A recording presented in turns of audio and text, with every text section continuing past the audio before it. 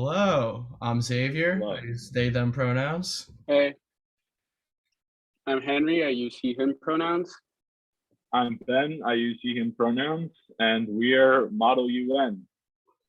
Nice, Model nice. Today UN. we today we'll be discussing the cinematography of The Piano by Jane Campion in regards to an underlying motif of the male gaze.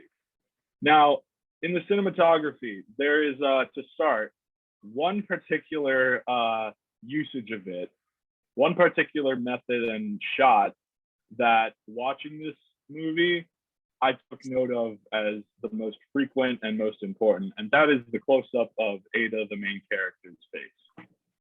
Yeah. Now, I think that the close up of Ada's face being the most important, the very most important and most frequently used shot and bastion of cinematography in the movie is perfectly fitting, as there is not much else for Ada to contribute to a scene besides what she feels on the outside, because as we know, Ada is selectively mute.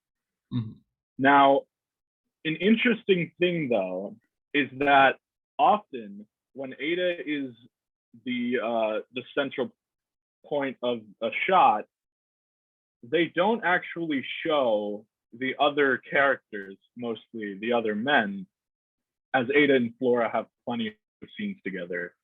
Uh, while Ada is being in the frame, they're usually in the background while Ada is the most focused and most refined. So, what do you guys think that the other men are thinking while they see Ada sort of in her own little mental space without able to communicate?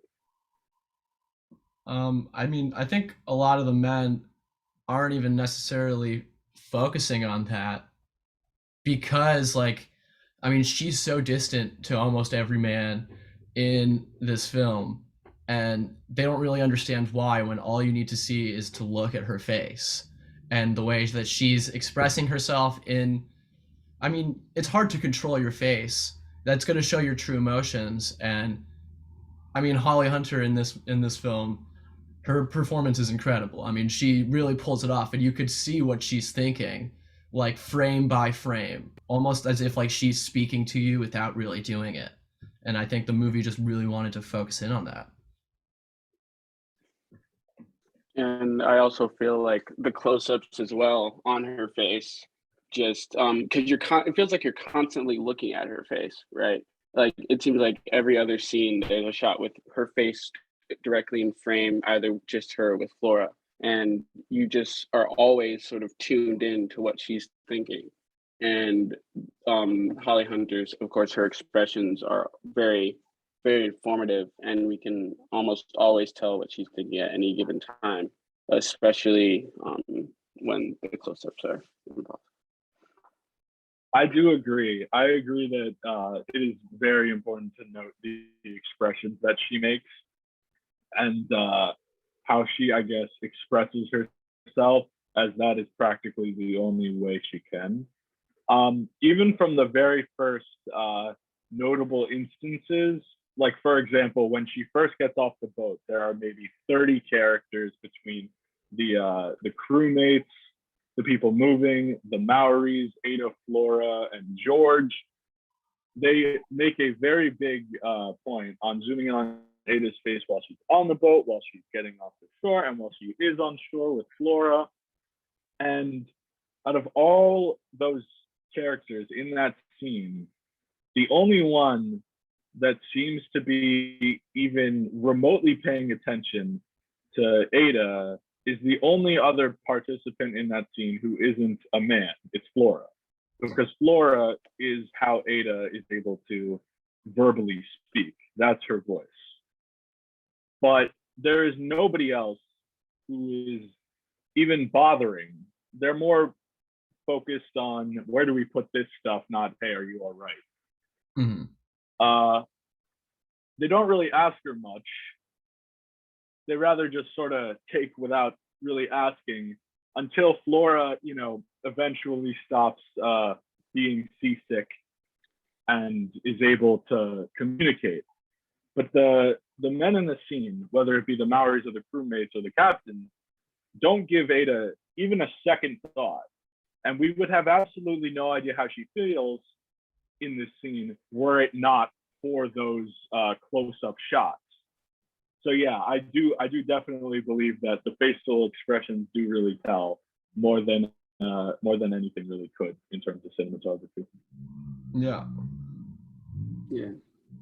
And I also just sort of find it funny that a 9-year-old girl has more sympathy than like grown men. Like she's doing a lot more than actual grown men are to understand Ada, right? It's like it shows Flora's maturity, and the fact that the other grown men on the beach don't even attempt to even try to understand her. I thought that was interesting. That the only person who understands her is, well, the child, and that's pretty interesting.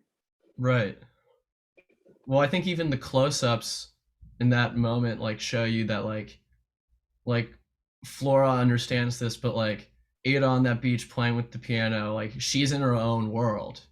She's completely like escaped using this piano from this new life that she now has to like just throw herself into. And just like, yeah, only focusing on her really encompasses like that. I'm doing my own thing. I'm not even focusing on anything else around here. I'm in love with this piano and want nothing else to do with you guys that are being terrible on this beach. The beach really is the starting point for all the themes, all the patterns and trends for cinematography that we see later in the film. I agree. It's really important. And another very important notice and instance of cinematography is after that really rough and honestly terrible experience of getting into New Zealand, Ada and Flora find their own comfort within Ada's hoop skirt, the skeleton of the hoop skirt, and the cinematography there is just beautiful. It's very warm. It's very comforting. Would you guys like to speak at all about that scene? Yeah, I mean, it's cut in a way too, at least for me, where it's obviously you're not going to be able to like show how close Ada and Flora are in that hoop skirt in one shot, but like with the cuts, you could still see like how close they are, and just like obviously the symbolism of the hoop dress, you know, Flora's a part of her. This hoop dress is a part of Ada. Um, and I just think that's like it's probably one of the warmest lit scenes in the entire movie because the rest of it kind of feels cold. This definitely feels like, yeah, like you were saying, comfort and just none of that blue lighting that we see in the forest. Yeah, I mean, I was just gonna note that one thing I actually noticed throughout was that the most of the like really warmly lit scenes were actually just with the two of them, whether it was like in the bedroom or underneath the hoop skirt. But I feel like the warm lighting really lent itself to how close they are. And I guess when they're around other people, like in the forest or something, the light turns darker because they're not as comfortable around the other people that they're around. And they feel most comfortable when the lighting's warmer. And I didn't know if that was intentional. I just noticed that on a rewatch kind of. Yeah. I 100% agree. And I think actually that was intentional because in these moments, Henry, as you pointed out, where there's nobody else who doesn't, I guess, understand what they're going through, understand their emotions, and the scene is very warm, they are alone. And not only alone, they are protected. For example, in the hoop skirt, the male gaze, or whatever you would like to call the presence that the Maoris or the captains or the crewmates invoke on a scene, is completely protected by a symbol of femininity, by Ada's hoop skirt. And I think this is a very, very great metaphor to be included in the cinematography. Also, Ada's room is very warmly lit, where her and Flora are having a moment. And it seems like the only two people who get along in this movie, or at least the only two main characters, are Ada and Flora. there are no real positive interactions between, at least early on, between these new characters when the male gaze is involved. But when the male gaze is removed from the scene, like the hoop skirt scene, everything becomes warmer. And that cinematography really shows it. They're way more comfortable and way more, safe. Yeah. I'm curious what you guys think in regards to the male gaze about the scene where Baines is cleaning the piano naked. Because to me, that's a really important scene cinematography wise with the male gaze.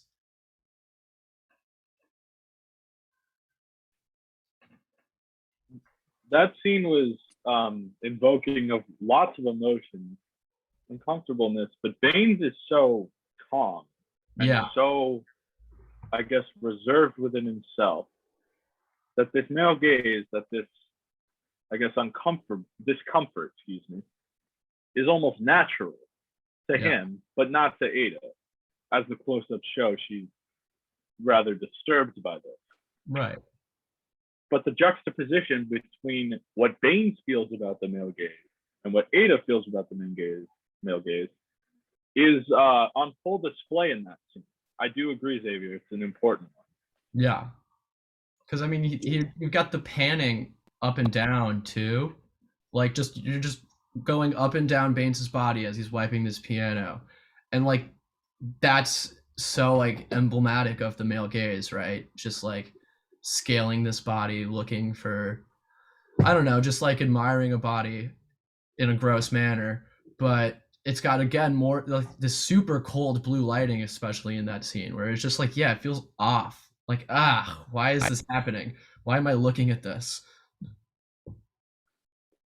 It's like, not that I have anything more to add, but it's just like the whole scene with like combined with the lighting, combined with the pans, it's very uncomfortable to watch. And I found myself like wincing and grimacing as the camera continued to pan. And that was definitely the response I believe Campion wanted to invoke from the audience, was that feeling of what exactly am I watching here? What is his intentions? What is he actually? And I believe that the emotions that to piggyback off of that, I believe that the emotions that Campion is invoking intentionally are to lead to discussions like this about the male gaze. Mm-hmm. I believe that people unpack these emotions, or at least are able to, with the lighting, understand why, say, women like Ada would have these emotions, because you do sort of see it from her point of view. You can see when the male gaze is present and when it is not by the cinematography alone.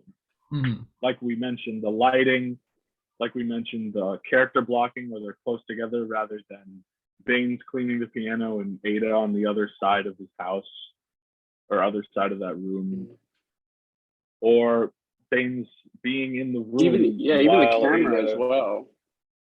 Yeah. Or during the piano scenes where Baines is sort of pacing, Ada stands or sits still.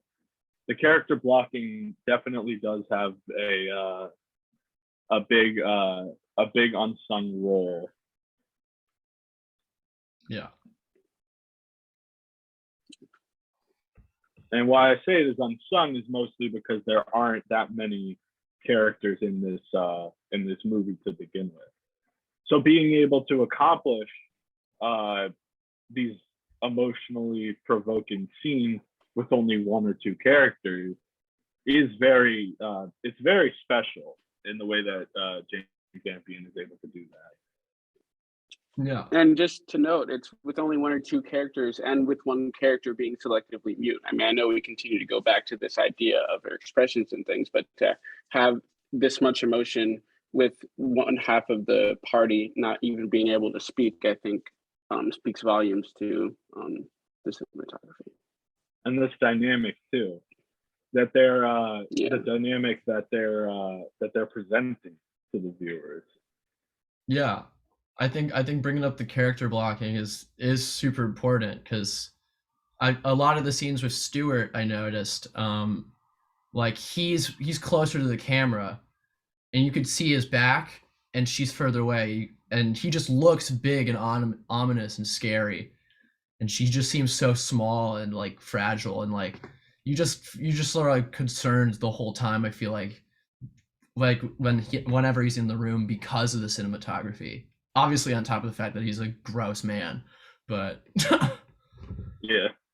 Do you guys believe that the male gaze exhibited by Stewart is different than the male gaze exhibited by Baines? oof.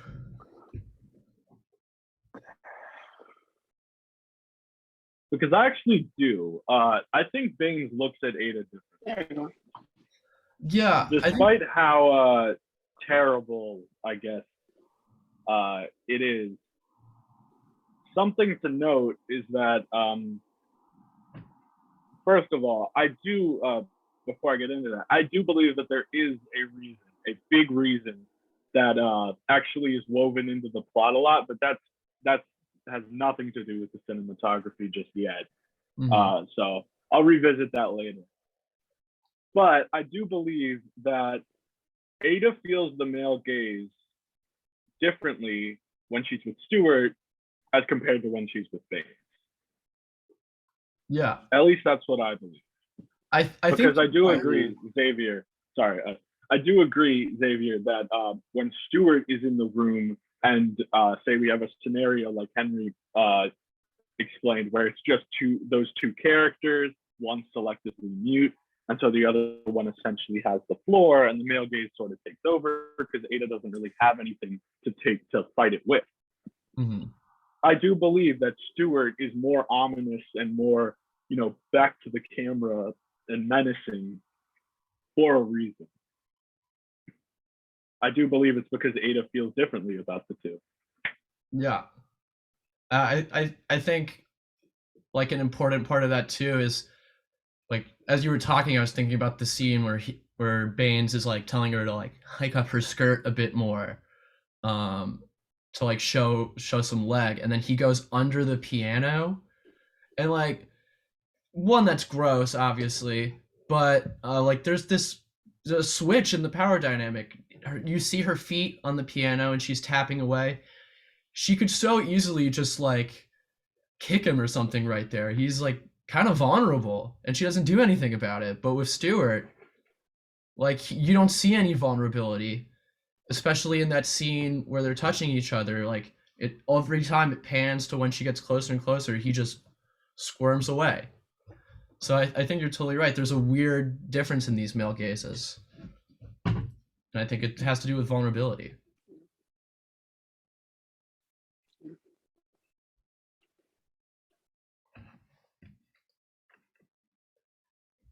In one of the scenes where you're saying, I agree with you, Xavier. I do agree that it has to do with power dynamic and vulnerability as to how Ada perceives the male gaze, Mm-hmm. whether it comes from Stewart or Baines, of course, in their respective scenes.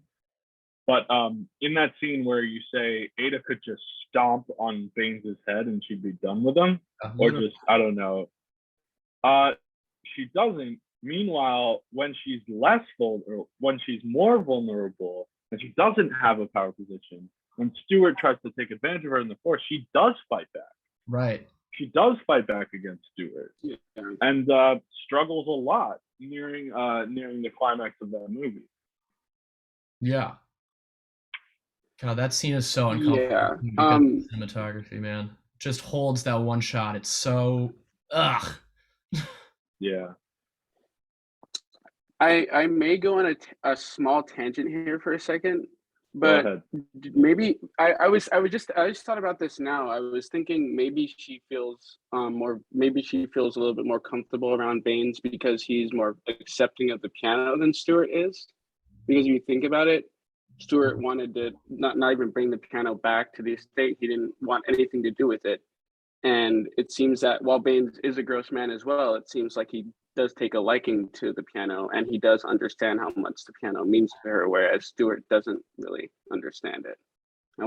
I just wondered if that played into it at all.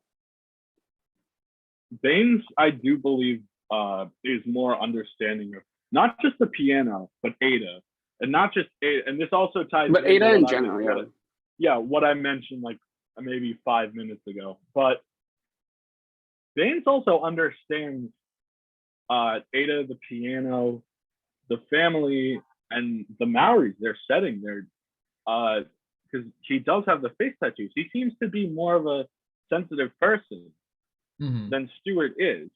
We did mention about colonizer male gaze, about male gaze in terms of colonialism, which obviously is where this movie takes place.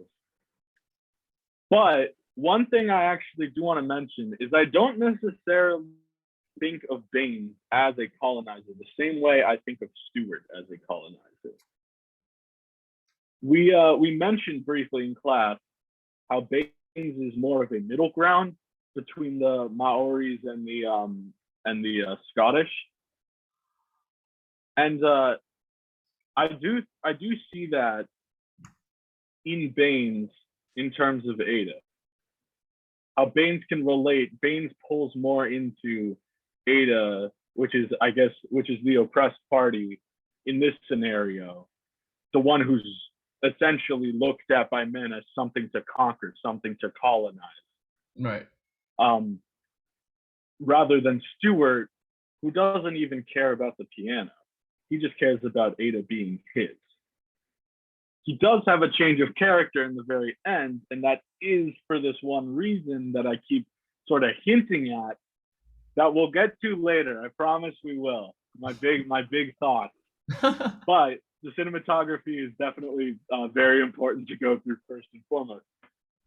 The second, here's where I was going with this. The second most commonly used close-up shot is of Baines's face and the expressions he makes,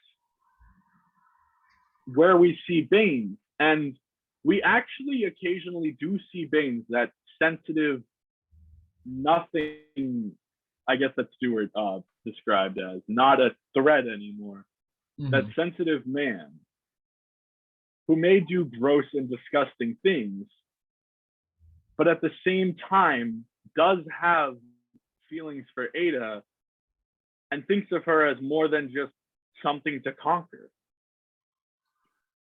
Yeah. 100%. I also do like the tattoos on his face. And the tattoos on his face also, the Maori tattoos, they also sort of prove him being culturally appropriative thing that we briefly touched on class. I believe that the tattoos prove that wrong, because those are very, very sacred tattoos in Maori culture. Yeah. He has to go through years and years of multiple rites of passage. He has to fully embrace everything that the Maoris do in order to get those tattoos. And if he had just gotten them because they look cool, like some other, examples we use, for example, Kim Kardashian, that is definitely something the Maoris could kill him for, because those are very, very sacred tattoos to them. Yeah, 100%. Which also, I guess, emphasizes how Baines is actually more sensitive and more invested. Sort of like how he's more invested in the piano than Stewart is. How he's more invested in music, invested in Ada. Yeah, invested in Ada in general, just invested in the thing.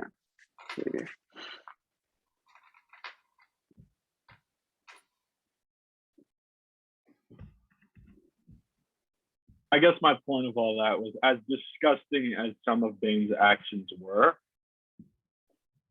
there is a hint of authenticity to where he puts his interests, rather than very superficial the way Stewart does. And that might be why the male gaze exhibited from Stewart is different to Ada from the male gaze exhibited from Baines. Because I think Ada sees this. I think Ada sees that Baines is different. Mm-hmm. I think she takes note of it. Yeah. Ada definitely takes note of it. And I mean, the movie makes it clear that, like, Stewart just sees Ada as, like, his possession. I mean, he's talking to those women of, like, she just won't be affectionate. Like she won't touch me. Well, maybe it's because you didn't put in any effort and you're cold. And I don't even have to know that you've done anything bad because the cinematography tells me that so clearly. Whereas with Bane's, like, yeah, they're like these slow, delicate shots of them like touching.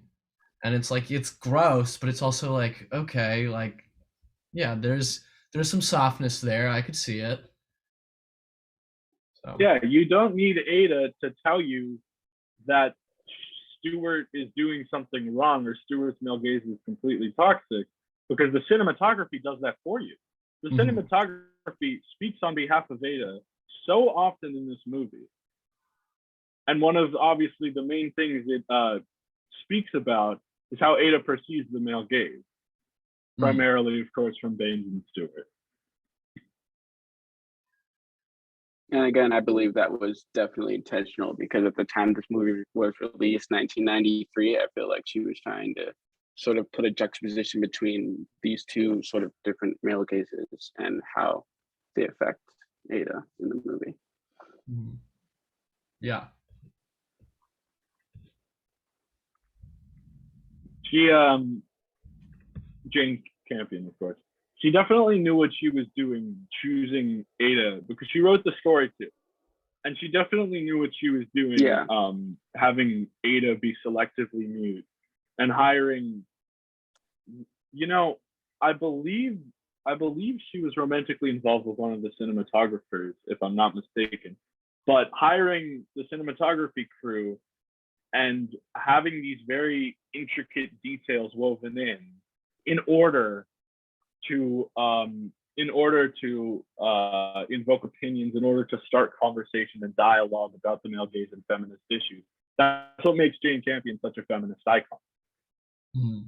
That's why her work is still revered to this day as very progressive and work that invokes change, even when it's something as gross and disturbing as the piano can be. It still has that element in there of trying to communicate to the audience what people like Ada, women who feel powerless, will feel like. And the cinematography transfers that message beautifully. Yeah. And like you said, like literally feel powerless. I mean, you literally take away her voice, and the only voices we actually hear are the voices of the men around her, right? So that even lends itself even more to how she's feeling because, again, men's voices have always overtaken women's voices, and in this movie, she took that quite literally and ran with it with the script. She took that idea quite literally and made it the central point of the movie. Yeah, I mean, and you get so much more emotion out of her face than anyone else in the movie, I think. Like and like you understand her Yeah. so well without her speaking at all. She doesn't have this power, but she knows what she wants and she knows that Stewart isn't it, and you could just it's so clear anytime there's a close up. Exactly. There is more emotion invoked, more emotion portrayed, and deeper emotion shown in Ada's close ups than in any line delivered by Stewart or Baines in the entire movie. Yeah. But they don't look for it. The men just don't look for that for the Mhm. most part. Baines eventually sees it. But if only they knew that there is more authentic emotion in one of Ada's, I guess, facial expressions or in Ada's, I guess, body language, posture, etc., than there is in anything they could ever say to her. Yeah. It will give them more of a window into what Ada feels than any translation Flora can give. Mm. It's it's just a shame that for so long, and I'm assuming that this is because Ada obviously is a metaphor for an oppressed woman.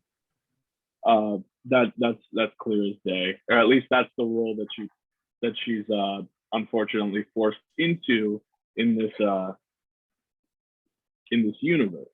But if they had just stopped for a minute to look, not in a male gazing way, but in a I want to understand what she feels way, the same way Baines does later, later in the movie, before he's just trying to take advantage, after he's just trying to take advantage of her, and eventually starts to look at her, not in a male gaze way, but in a way where he actually wants to know what she feels or thinks.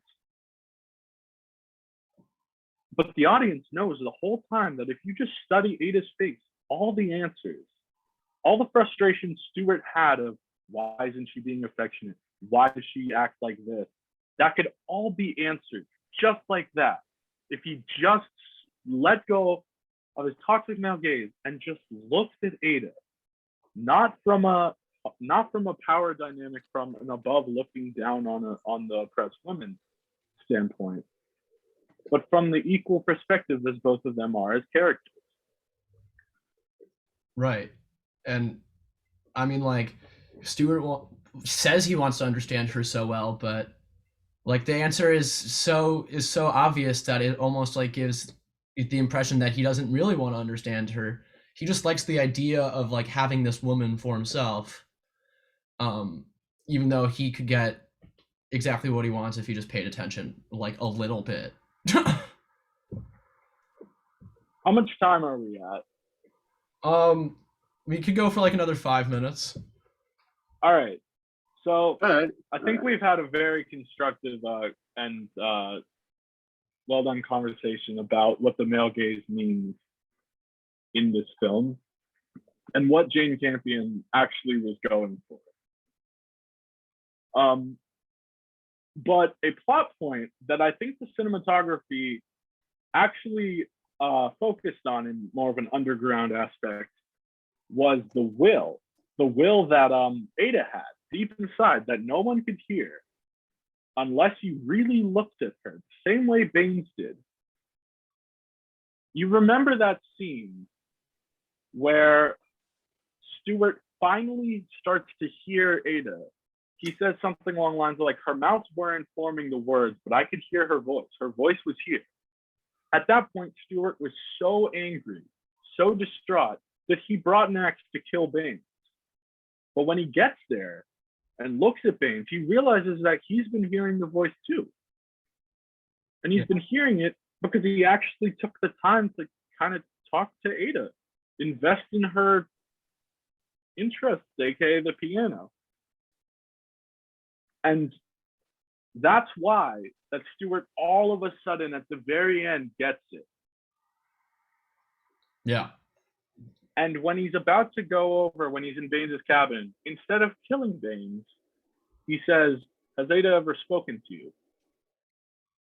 Which is a very strange, a very peculiar thing to ask, because just a scene ago, he walked through the forest furious, wanting vengeance. He understands that Baines hears whatever Ada has in her brain because he studied her, because he invested, because he's different, like we said. And he asked him, has Ada ever spoken? And Baines responds, not with words, no. And that's all he needed. He didn't need words. They never did. At any point in the movie, they never needed words to understand Ada. And what Stuart ended up hearing was, I don't remember the line exactly, but it was, let me be with Baines or something along like that. So he sends them off at the very end. The will does end up coming back, causing Ada to impulsively get her leg caught in the piano. And even then, the cinematography makes one final strike as the close-up of Ada's face while she's sinking with the piano. And she's so calm, as if her and her piano were all that she ever needed in that very moment. Yeah. So what do you guys think of the will sort of contributing to the cinematography choices? I think it's kind of like almost a metaphor for the viewer almost, because I feel like the entire movie we're kind of seeing the will. Like, I think that is part of the close-ups, is that like we're kind of seeing what Baines is seeing later on in the movie, and we're sort of understanding like, yeah, she is kind of speaking to me. Like I do get what she's feeling right now. And I think that the cinematography is just really trying to like show what the other like what Baines eventually sees. Yeah. I do think it's entirely possible that that's something. And I just wanted to pitch that theory because I believe that, at least watching this, that this did contribute to the cinematography, did contribute to the way that Baines is, that the male gaze exhibited by Baines changes throughout the film, and that it does contribute eventually to what happens at the very end with Stewart. I do believe that that's. Oh, and the will's what's making her deaf instantly. She says at the very beginning, "Nobody knows why I'm not speaking, not even me."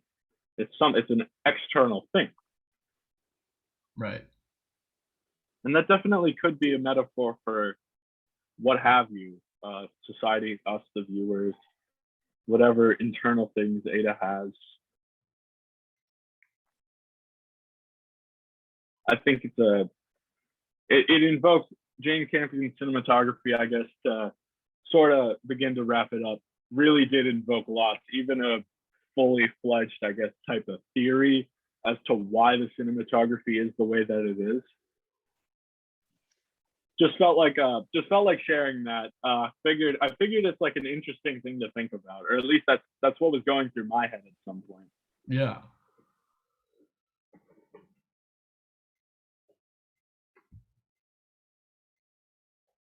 We just about at time. I think we are. All right. Well, this has been All Model right. UN. I'm Ben. The Model UN. Henry. And we And we'll will see you all next time. peace. See y'all next time.